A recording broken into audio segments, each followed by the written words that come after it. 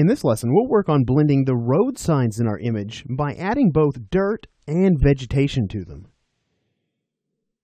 Okay, so in the last lesson, we had been kind of creating this spot vegetation by cloning some of this area over here. Now, I've worked on that a little bit more, spent a little bit more time, and I got it to a point where I'm pretty happy with kind of where the vegetation has gone here. So this is kind of where I've ended up. Now, I mentioned in the last lesson that these road signs, as of right now, seem far too new to really be plausible as being part of this scene.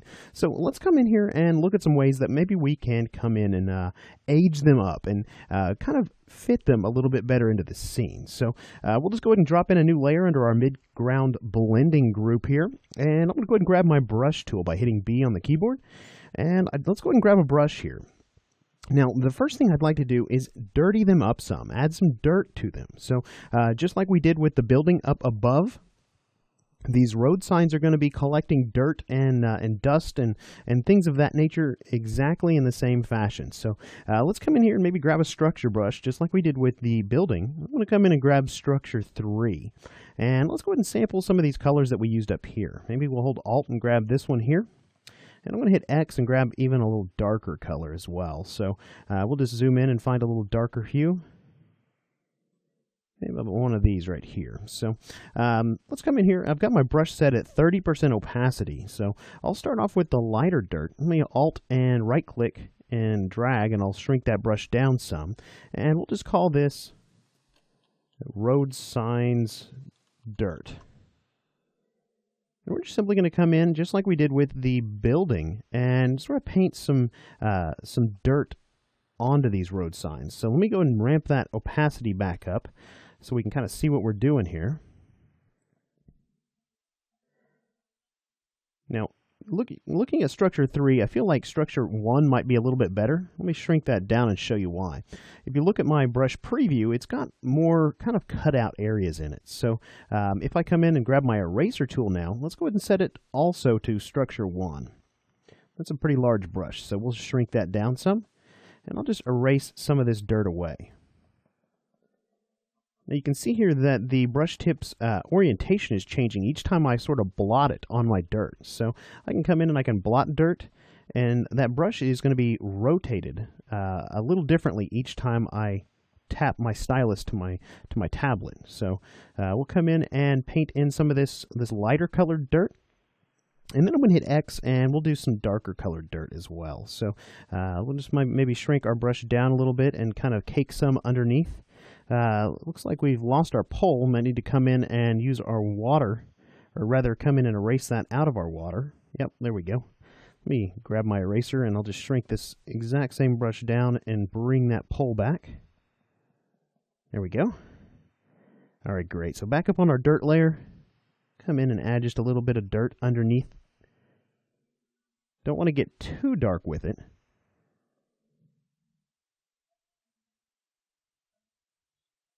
Just kind of dirtying these things up. Looks like we've got some foliage in front of the lights on this sign as well. So if we can dig down into our layer stack and find that, let's see here.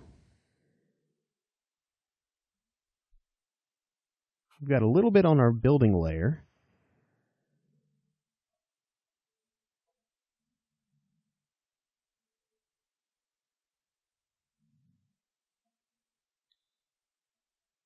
And I bet the rest is on this dirt and debris down here. Yeah. Yep, it's in the station wagon group. So finding kind of where we've left off, some of this extra paint that we've dropped in on some of our areas can be kind of challenging. We've got a lot of different layers going on right now. So now I have intentionally not been flattening my layers down just so you can kind of see and follow back through the trail as you're watching these lessons.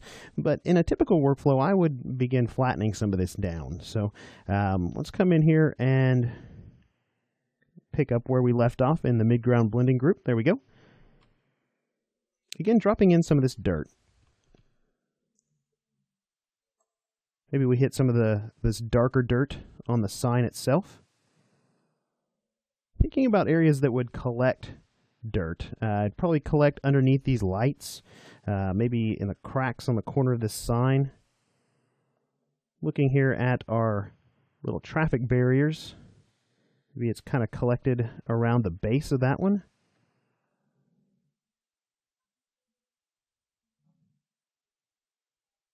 So again, just basically distressing and dirtying these elements up some. So if we zoom out, you can already see that just by adding some dirt to that road sign, it's already night and day difference between the two. So now I'm not going to do both road signs because there's another step in this process. We have all this creepy crawly, like dangling vegetation that we've done on our building.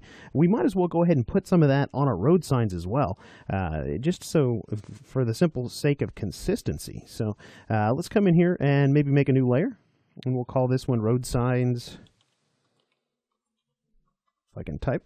There we go. Call this road signs vegetation. And we're going to treat this exactly the same as we treated the vegetation on the building. So we'll start off with leaves 2.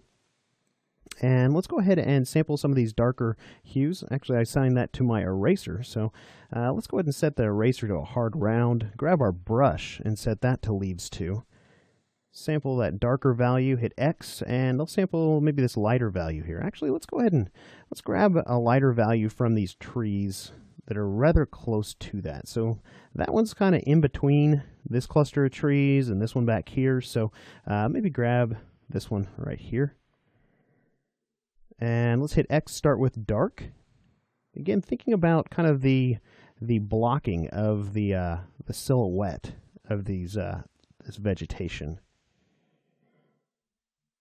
What does the silhouette look like? Because once you have the silhouette nailed down, then it's really easy to come in and sort of fill in the details. So we'll kind of do some dangly type vines here on this sign.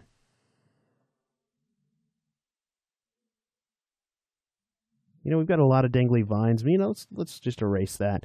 I'm not going to do dangly vines on this one. I'm feeling just some hanging type vegetation here.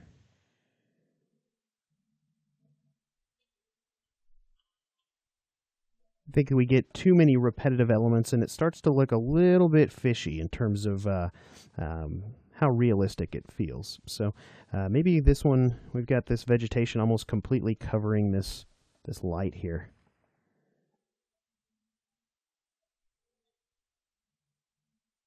Kind of extending its way down onto some of these cross beams.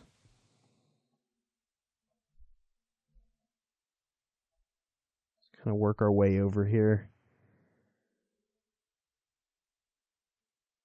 We don't necessarily need to read road sign. If you live in the continental U.S., then this is a sign that I think is one that everybody's quite familiar with. This is a pretty common sign around construction sites, as well as any kind of road closures.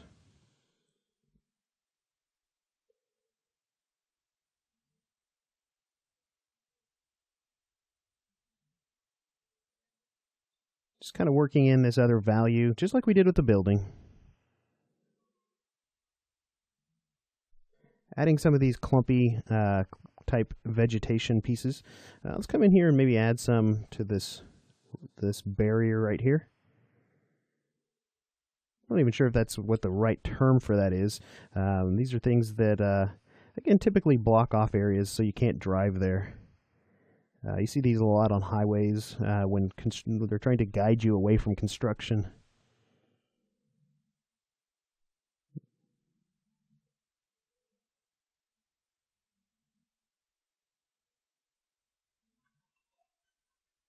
Don't be afraid to step back. If you paint some vegetation like this and it doesn't look quite right the first time, step back and then give it another shot.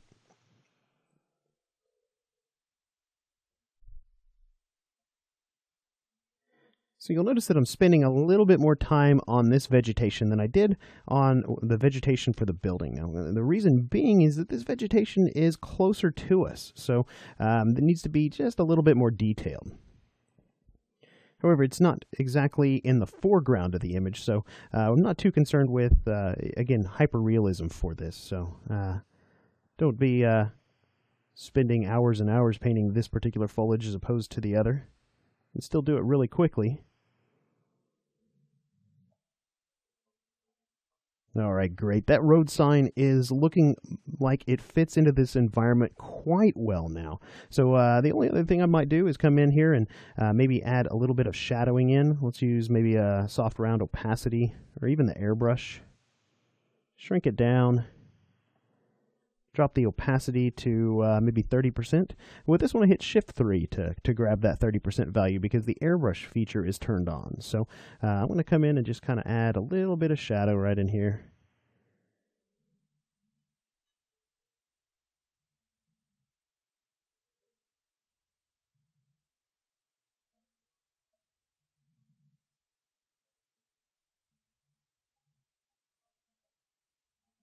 Just to kind of ground these elements a little bit better.